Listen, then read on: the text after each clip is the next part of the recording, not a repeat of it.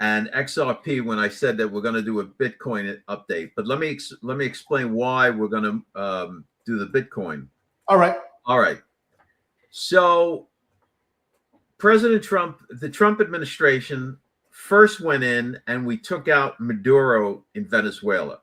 And that was after we had quite an embargo on Venezuela receiving or shipping any kind of oil, right?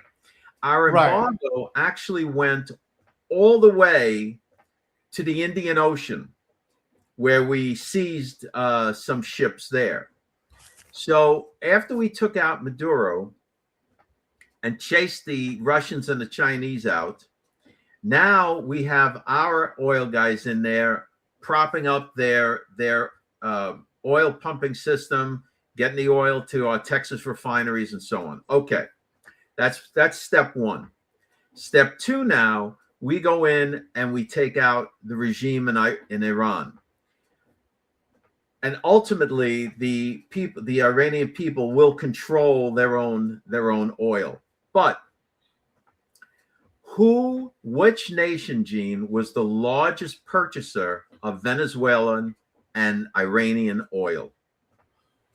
Probably have to be China, since Russia is already having their oil. China is the largest purchaser. Now, remember, Iran had sanctions on them. So when they would sell oil to China, of course, China wasn't going to pay the retail price.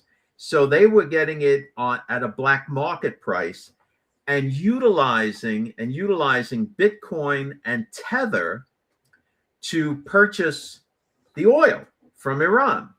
And that's what was going on. And that's why I believe in an earlier show, we showed you a video clip of that. What do they call it? The Black Fleet, Gene? Right. Basically, it's the so-called underground network of moving oil to bypass the sanctions that the United States put on them. Right. So, and what ships would do, they'd load up with the oil and then turn off their transponders so they couldn't be tracked. But we tracked them anyway.